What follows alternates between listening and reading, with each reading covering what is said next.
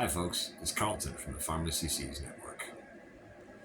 My friend Marty was asking what's involved in making a YouTube video the other day. We got talking about it and I described the process to him briefly. But it made me realize that there isn't a lot of information out there about it and about how that process works. And I don't really talk about it a whole lot on my channel. I've made brief mentions of pieces of it, but I've never discussed it at length. So I thought I would share my video making process. Okay, well, here we are. What does it take to make a YouTube video? Well, first you have to grab your files from your camera. I use like Control A, Control X for copy or cut. We go to our other one. I like to make directories with the date in whatever format you prefer, and then some sort of description so you have some sort of idea what's in there.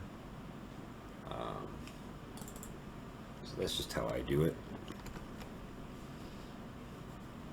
And then you copy those files over. So now we've transferred the files and we need to use an editor to edit them. Personally, I use AVS Video Editor and have for a number of years now, probably a decade or more. I searched around early on. I tried a bunch of different stuff. Windows Movie Maker was my primary originally. I used something called Nero that came with a CD burner years back. That was okay, but nothing spectacular. I came across AVS quite a while ago and found this is a really excellent video editor. There's a free version you can get and download that works pretty well, and then the full version works really well, and you can import like files like ts.mp4 type files directly from Google Pixel and stuff like that. That makes it really nice. If you don't have that and you have to convert files, it becomes a much longer, much more complex, much more time-consuming process. So that said, I use AVS, about a lifetime subscription for 80 bucks. That's a tip. And then if we want to import these, we need to go to a directory where they're in. I recommend having a scratch drive, a separate scratch drive for video projects that you can do all your video editing on. They give you a place for the machine to use its resources more effectively. We're going to import media files to our project. I like to do in chronological order. I usually would go by date, but since the file names are done by the cameras and phones these days, I go by name, and then it gives me a chronological order. So I'll find chronological order starting at 11:58 p.m. to 12:36 p.m. or whatever, right? And I'll select all of those and import them, and that's going to take a little bit.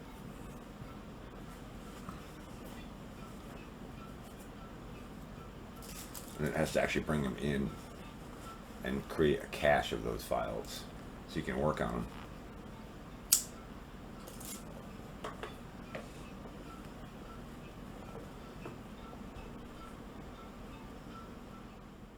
Well, so obviously the first thing you gotta have is a video camera.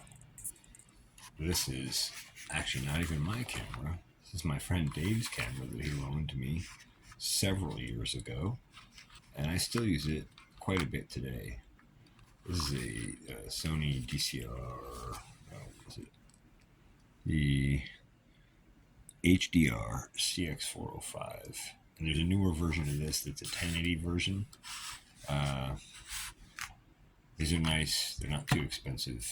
I probably should pick up a couple more of these just for wide shots, and they're great for zoom stuff. Like if you want to film wildlife, they're fantastic for that. They have an optical zoom, which is really important because then you don't lose quality of video as you zoom in. Once you go to digital zoom, you're actually zooming in on pixelation, and so you're actually losing quality as you zoom in. You'll see that in most of my 4K videos when I zoom in. I use a Google Pixel 6a for most of my video footage. That suffered some breakage tonight. Yeah. It was in my pocket, sat on it on a Massey Ferguson, and that did the job. And that was in a heavy-duty hard case, and there's some wonderful lead paint remnants in that case still, so I think we're going to chuck the case and get a new case, or we're getting a new phone. Alright, so once you've recorded some video footage, On a camera, you need to transfer it to a computer for editing. There are people who edit on their phones, and some people can do that. I could not possibly tolerate staring at a phone, a screen that small, or messing with any of those little touchscreen menus. I really like the computer. I can cruise on a keyboard and mouse. So, let's talk about computers. Of course, it's always nice to have a large screen to see what you're editing on. You definitely want a screen at least of the quality that you're editing on. I was only shooting to film and edit 1080p video, but ended up overshooting that goal with the processor and video camera and everything to 4K. So when I bought the monitor, I was thinking 1080, so I bought a 2K monitor. So I can't even see the full quality of the videos that I'm producing. I'm only seeing half the quality. I'd love to know what it looks like in 4K. Anyway, so you want a monitor of sufficient quality to support the quality that you're editing. You may or may not be concerned about high quality, but if you want to bring good detail through and you really want watchable videos, quality is important. So the next thing you need is a computer. It doesn't need to be anything quite like this.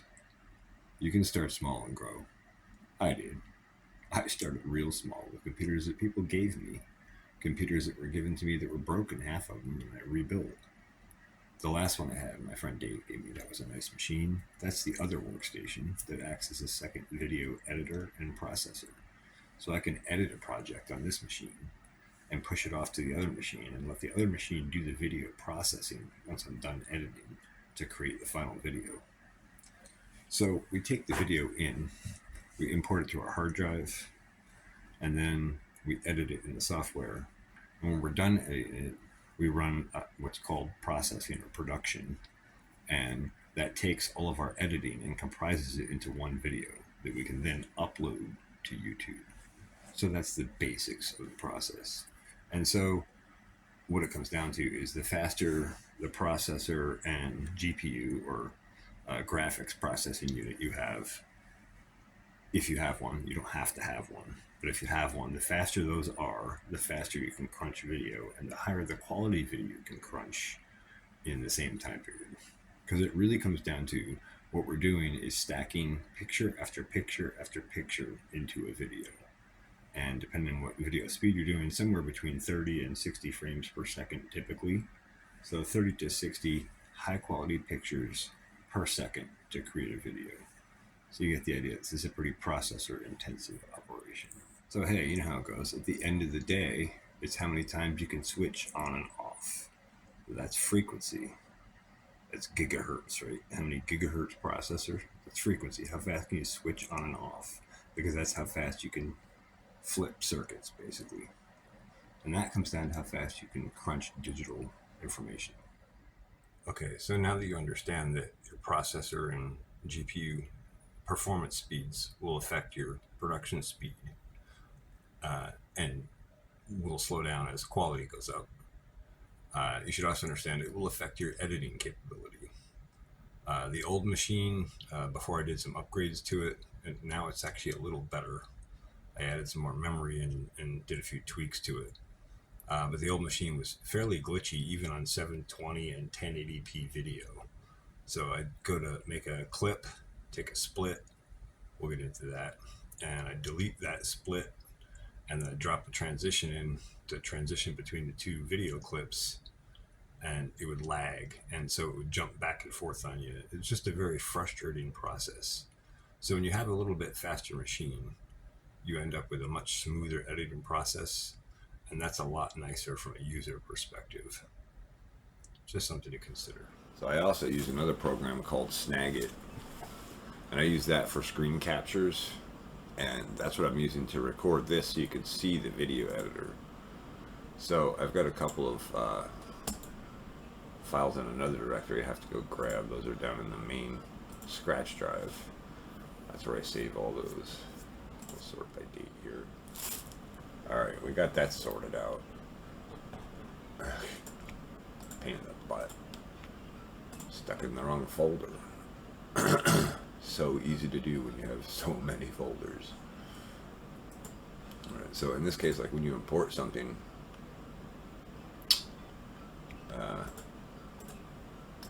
it doesn't put it in the timeline. So you got to grab it, put it in the timeline.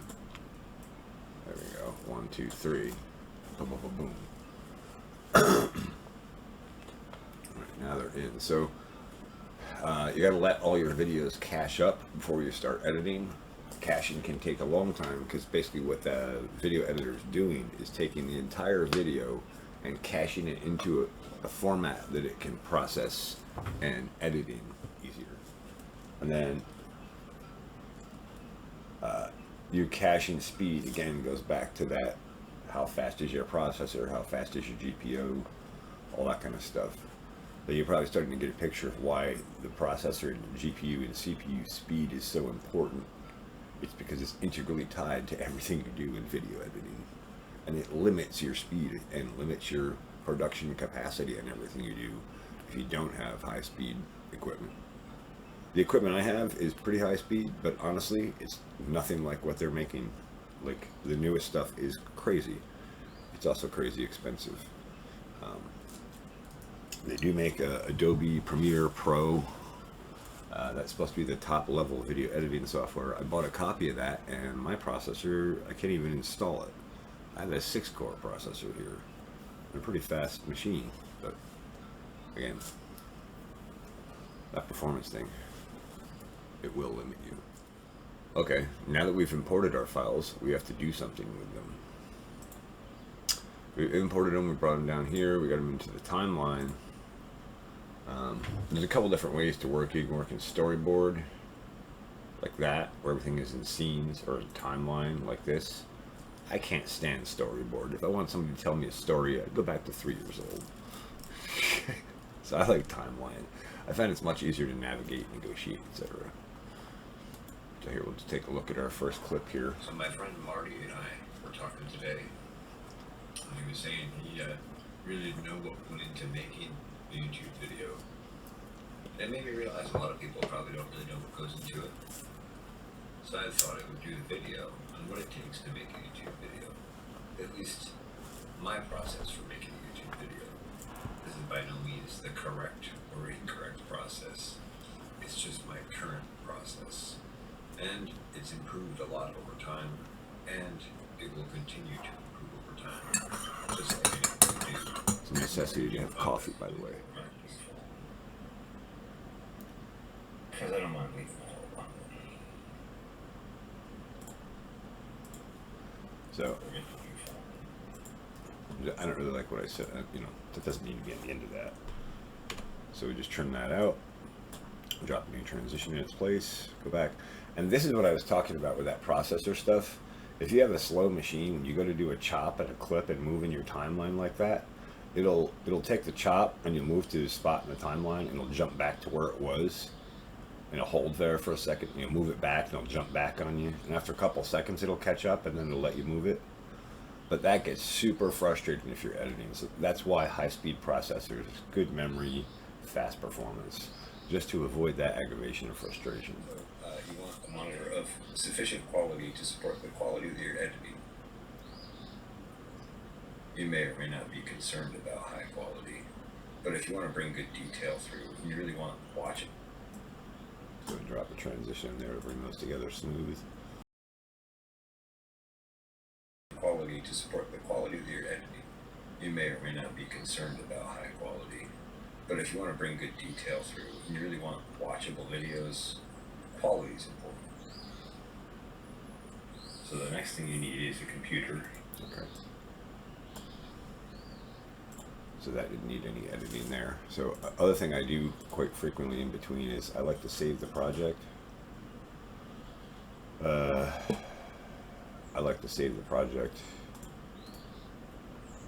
in a directory, the same directory that all the files are in. And I like to call the project the same name as the directory that all the files are in. And then it's all continuous and cohesive. If I go to look it up later, it'll be much easier to find. I'll just give you a taste of how much data you could end up having to wade through. We'll go to the TerraStore server here. This is my network attached storage. 16.2 terabytes of data on board. Well, 16 minus 4, so 12 terabytes of data on board, 16 terabytes total space. And I have multiple drives in here for multiple different types of projects, but the V drive here is all the raw video, footage, projects, etc. from everything I've ever done here on TFSN. And my friends, let me tell you, that's a long list. Every one of those folders has at least 10 videos in it. Some of them have hundreds. Some have thousands. So that's another point to consider if you're going to start editing a lot of video and put out a lot of high quality video. You're going to need a way to store those videos and store that data. You're going to need to invest in some hard drives and some heavy equipment as far as that goes. If you just want to play around, you probably don't need all that. You don't need to back stuff up. But if you want to produce videos on a more, I guess I wouldn't call myself professional, but on a nicer level, something on a more production scale, you definitely want something that will, be able to back up your data, be able to store backup copies. And then more importantly, as I edit videos with new video stuff, there's so many times I'll talk about something I did in the past, and I'll remember I shot a video of that, and go back and grab a clip of that and bring it forward and incorporate that into the current video and really improve the quality of the video and the quality of the content doing that. So, and I had a comment from Marty yesterday on that, how he loves when I bring old stuff back from the old farm or from the old projects into a current video. And I love that too. I really enjoy the flashback to previous works and the fact that you get to see it in video again, like, oh, that's right, I did that, I forgot all about that. That's a really wonderful feeling and really rewarding.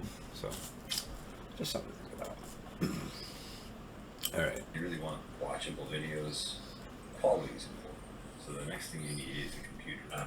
That's really nice if you get refined at recording stuff where you get so you can just film clips that are clean, import them, and then actually in this program I can go right in here and go apply transition to all, and it'll put a transition between every single clip. So if I did a really good job of recording all my clips, I wouldn't even have to go back and do any trimming. I could import these files, apply a transition to them all, hit produce, and let it crunch a video out of it. Now I like to put a little more finishing touches and custom details in my videos. I like my little trailer on the end there that says Comrades and Farms, that kind of stuff. And I like to make clean videos. I don't want to hear myself babble. I don't want you to have to hear me cough or hear loud engine noises that surprise you or annoy your ears. There's a lot of sound related stuff to pay attention to that won't be intuitively obvious early on. It's something you'll have to watch a lot of videos, and you'll have to go back and watch a lot of your own videos and critique your own videos. And I'll tell you what, that's one of the best things you can do to make yourself better at anything you do. Go back and critique your work. How good did I really do? And be really honest with yourself. How good is this? Is this a crappy video? Did I do a crappy job? Because hey, if I did a crappy job, that means I need to do much better next time. And the thing I want to keep in my head the next time I make a video is what a crappy job I did last time, so I can improve on all those things that I did crappy on. And I was telling my friend John this a while back. Actually, he came into, back when I had the job, the lead paint job there, I was listening to one of my videos while I was scraping away, scraping the lead paint. And he comes in and he hears me listen to my own voice. He's like, oh, you're listening to your own videos again. Just teasing me, But I said, yeah, I have to go back and review my content from time to time, trying to improve my quality and trying to cull out videos. I do a lot of culling. I'll go back and watch a video from a couple years ago. If it doesn't have any real value to me and it's not of quality, I'll cull it. I'll pull it right out. It goes off the channel. And I was telling John that, and he was like, wow, man, that's harsh. I was like, well, you got to do better. If you're going to do better, you got to get rid of what you didn't do good on or didn't do well on, right? So if you're really looking to make YouTube videos longer term, really high quality stuff, you got to critique yourself. You got to watch your own videos over and over. And I recommend you watch a bunch of other channels as well and learn from them, because you can learn a lot from watching them and they'll inspire you as well. So although YouTube can be rather difficult as far as guidelines and community strikes and copyright law and all that crap, at the end of the day, the people, the producers, the content producers in this community are awesome. And there's a huge group of us And we do collaborate and we talk and share, and that's a very powerful tool to have available to you as well. Don't expect when you first start a YouTube channel for anyone to respond to you. They probably will not. You'll have to earn their respect. I don't recommend doing that by going into their comments and just asking questions randomly out of the blue. I recommend you go in and make constructive comments, and you make a connection with those people, and really pay attention to their video. Make a comment that really actually is in context to their video. Oftentimes I'll get comments on my videos like somebody just obviously didn't watch the video, and they'll ask a question that's answered in the first 30 seconds. I'm not even going to answer that comment. You just obviously didn't watch the video, and if you didn't watch a video, then probably should not waste my time trying to answer the question, because you didn't see the content to ask a relevant question. So just things to consider if you want to be part of the YouTube community and you want to grow a YouTube channel. I really wish somebody had told me all this stuff when I started, because I had to learn all of this the hard way. Stumble and fall, stumble and fall, stumble and fall. Real briefly, just thought I would share an example of community and of comments. Like this guy here. He came in and just basically tried to attack me and said I didn't know what I was talking about, and I didn't know the difference between foot and feet. And he obviously didn't watch this video. This is a hour and 19-minute long video on how to build a hydraulic ram pump. It's pretty complex stuff. It took me a long time to create this video. And this video has gotten a lot of views. It's like, 114,000 views. This is my best video so far as views. This guy came in and started talking crap. And I usually would just delete a comment like that, but this guy just talked so much crap, I figured I'd bring the fire to him. So I pinned his comment. He could stay right there. And I responded. And after I responded, a bunch of my viewers responded, because they did watch my video and they did pay attention. And you can see, he says, this guy seems to project that he's too smart in calculating water pressures, yet he posted those diagrams portraying different volumes of water as having the same pressures. And if you don't know and don't understand hydraulics, yes, different volumes of water can have the same pressure at the same elevation. It's about elevation that changes pressure. Besides, I didn't even know the difference between foot and feet. I was talking about how many foot of head, because we talk in foot of head, although we count in feet. And he said, I bet you better check your numbers before showing to the whole internet world, smart guy. So he basically was just coming in and trolling. And I usually just don't even respond to a troll, but this was just a fun one. So I said, first, this guy's right here. Second, I could delete your comment. And third, instead, I'm pinning it as the epitome of ignorance. By the way, when'd you first upload? Ever? 10/25/2020. This channel has no videos. You know what? We'll go to his channel still. I'll bet he still hasn't put anything of any quality up. Oh, look at that. 3 chords, amazing music. Spectrum Internet offers the fastest speeds in more neighborhoods than any other provider. With Spectrum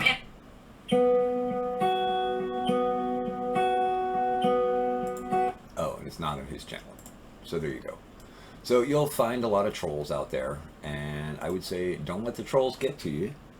The rule that we had on autoflower.net was just ignore the trolls, because when you respond to trolls, you feed them. They're actually after drama.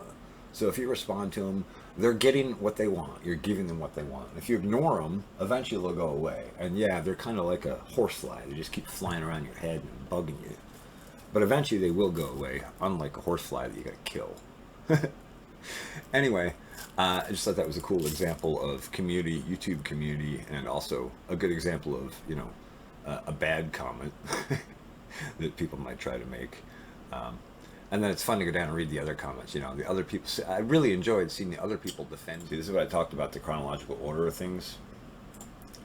Because these two I recorded in Snagit, and they were imported later. And this one I recorded in Snagit, and it was imported later. And I'm recording the one right now that we're doing all this editing also in Snagit, and I'll have to import that after I finish the screen record. So there is part of this video you won't see being assembled, but you get the idea. So just drop a transition here, and then we'll go through and make sure that they're clean and short and clear and concise and to the point. Here we are. So it doesn't Make the throat clear there. That's gotta go.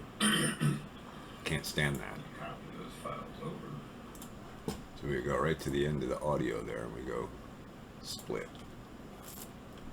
And drop the rest of that. Now, currently this program, I'm not using a feature that I actually really like because this new machine has had some crashing issues while editing. I'm still sorting out whether that's a hardware or software issue. But under settings here in this program, there's a lot of stuff you can change. So we'll just go over those real quick because they're really handy. These are pretty obvious. I do like the set projects aspect ratio according to the first file, and I'll just import, my first file will be a 4K file, so then it'll be the 3840 by 2160 or whatever it is. Under edit, line groups gives you that timeline. I much prefer that over the storyline. And I like show sound waveform. I can't turn that on right away because anything you change in the settings, you have to shut down and open back up. Maybe I will do that. We'll leave show sound waveform on for now. And then processing, I would stick with single thread conversion and normal unless you have a super screaming machine. And then if you have crashes or something when you're processing, go back to this. Preview, I'd use video buffer. I wouldn't use overlay. And quality, I like high. You like to be able to see what you're trying to edit. But if you have a slow machine, you might need to reduce that just to make it smoother and work better. And then under acceleration, this is a super important part of this. If you're using a GPU or you want to run accelerated stuff for producing high quality content, 1080p, 2K, 4K, even 720 can be pretty processor intensive, but especially 4K, you really want a GPU that will give you that extra boost. And so this is where we're actually able to trigger. Remember, we looked at that RTX 5000 in the case there, in the computer case. That's the GPU, that's the video processing unit, and we're able to actually select that here and add that into the video processing aggregate of processor equipment, basically. And the thing they recommend here is running auto, so I always do, but you can actually force it to hardware. And the really cool thing is if you have an Intel CPU, they often have NVIDIA type processing cores embedded in them. So that can help enhance your processing. I probably will buy an Intel processor the next time I build a new super machine for video editing. I want to play around with some of the new Intel stuff in combination with the NVIDIA CUDA coder system. Anyway, that's really high-end stuff for it, but it's stuff that you might find useful to know. And then under environment, this is super important. Remember, I talked about using a scratch drive. I really like a permanent scratch drive, and I've got a wicked scratch drive set up. This is something I didn't used to have before. I just had a regular spinner, reasonably high speed hard drive before, but now I've got 4 RAID 0 1 terabyte solid state drives, and well, I'll tell you, that makes a really nice scratch drive with lots and lots of space for working on big projects. And you need that space when you start working 4K projects. Those files are quite large. So you have the option for temporary cache, permanent cache, or no cache. I would definitely recommend against no cache altogether. Temporary cache can work if you don't have a lot of hard drive space to do that. I like the permanent cache. The other cool thing about that, I'll show you that right now. So we're in permanent cache. I didn't change any other settings here, right? The only thing I did was change the show sound waveform. You'll see that show up down here in the bottom when we open up. Actually, it came up. Came up without closing and opening. But I'll just show you quickly why I like permanent cache. Save project. We'll look at the media library. You'll see that media library is full, and judging by the orange here, these have all cached out. They're all in our cache already, so we don't have to cache them again. If I use temporary cache, I'd have to recache those when I close out. So here we'll close the project altogether, and we'll open it back up. Excuse me. It's a little slower with the screen recorder going. And we'll just go open project. Boom. And with the permanent cache, when I hit open project, it's maybe 10 or 15 seconds. It'll have that whole project back loaded, and I can pick up editing where I left off. Yeah, That's super nice to have. Anyway, that sound waveform is really helpful for editing, for finding noise issues and stuff like that. It usually works okay with me, but like I said, I've had some glitches, and it's one of the things they asked me to shut off to try and avoid the crashing, glitching issue. So for now, I'm working without it for the most part. All right, let's get on. Maker was my primary originally used. All right, so I'm going to go ahead and clip my explanation down on this if I need to clip anything out of it.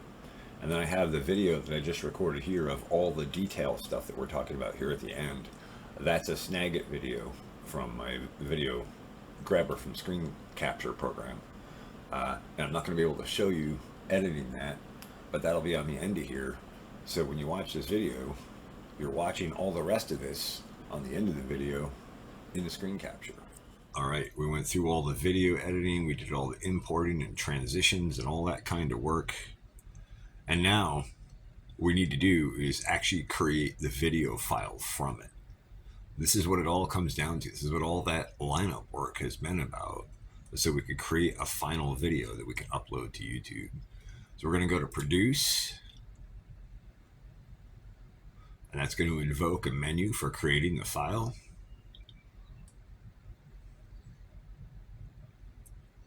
We're going to select file. You can do all sorts of stuff, but I'm going to select file, and I'm going to use MP4 4K H.264 because I'm producing 4K content these days. We're going to go next. And AVS has added this new thing in their newest version. You can just click use project names. You don't have to type a name in here. It'll just grab the project name. And that's really nice for keeping everything corresponded in your directories and projects and all. And then here we go. We're going to start the production process, and you'll see how long this takes. I started to cut this video, and I realized I had to get this production clip at the end. So I'm going to have to stop this process again and add this clip to the end of the video. But I just want you to get an idea. This is approximately a 31-minute, 7-second long 4K video. Let's see how long this is going to take to process. On a 6-core processor with an NVIDIA RTX 5000 GPU. So that's a very high-end, high-power performance GPU process card. And so you can see a little over half an hour of video is estimated at about 3 hours and 50 minutes right now. That time will probably drop a little bit, probably go down to about 3 hours. But yeah, a high-performance machine like this takes 3 hours to cut that video. And that's this machine. We'll go look at the other machine quick. So just for reference, this is the other workstation. This is actually the old computer with that new 42-inch HD TV that was on the side of the road that I picked up that I'm using as a monitor for it now. They're nice, and now I can edit 2 separate videos at the same time. And more importantly, I can do all the video editing and processing like we did on the other machine, and then save that project, open it on this machine, and process all the process work on this machine and not have the other machine tied up. So I can go on about processing another video or working on YouTube or working in AutoCAD or doing whatever else I need to do. So that's really nice. But this machine's a lot slower. This is an old 4-core. I know the light's not great here, but it's an old 4-core processor, air-cooled. And this machine has served me well. This is the computer that my friend Dave gave me back in 2018. So every video that's gone out on YouTube from 2018 up until like June or, well, I guess more like May of this year was all done on this machine.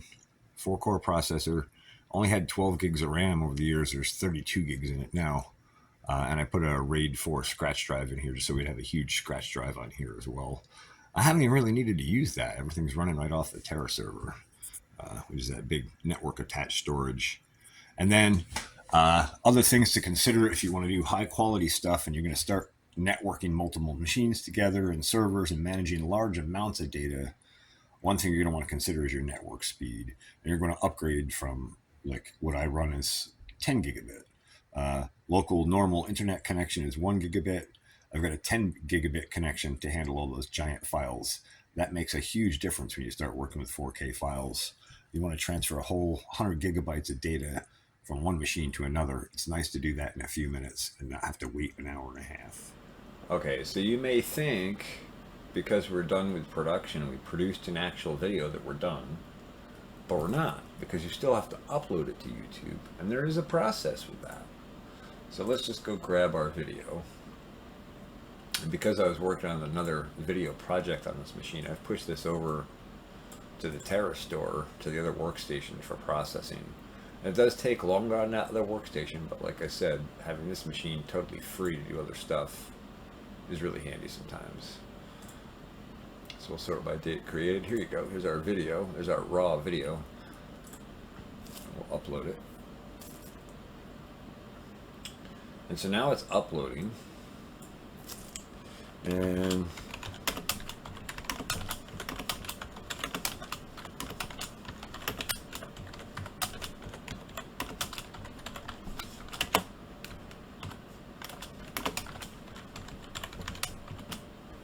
has to be titled.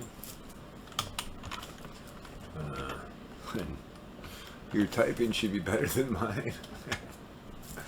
You can put a description in.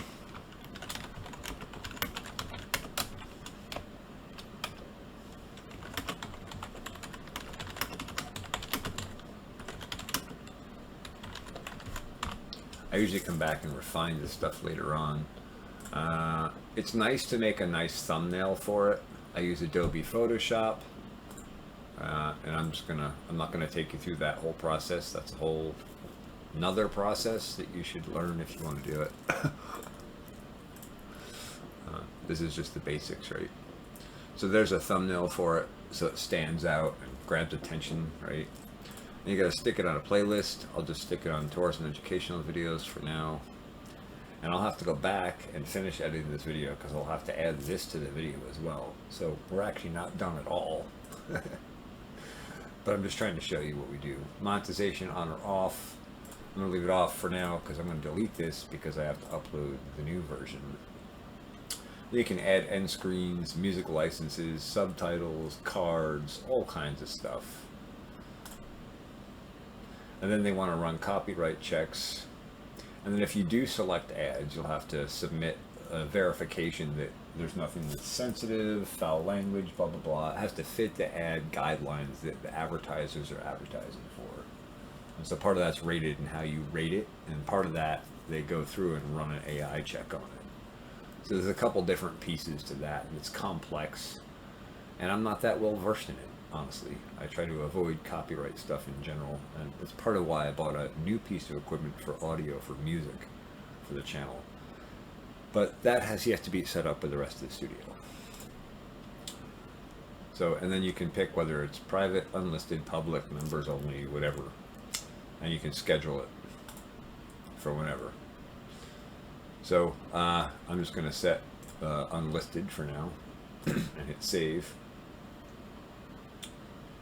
And you'll see it's about 67% uploaded, but once it's uploaded, it's got to be converted by YouTube, and then they run the checks on it. So it's a couple of hours before it actually gets converted to an actual video that's viewable on YouTube. Even if you hit publish, it won't actually be available until it's processed. So that's the process. That's how we create a YouTube video. And I hope you found this interesting or informative, and I hope you'll like, share, or subscribe. I hope you'll come back and check out the Pharmacy Seeds Network, where we talk about regenerative agriculture on a pretty deep level. And we get into all kinds of other cool technical and farming related stuff, and lots of other stuff as well. So that's it. Thanks for watching the Pharmacy Seeds Network. Remember, keep your friends close and your farmers closer.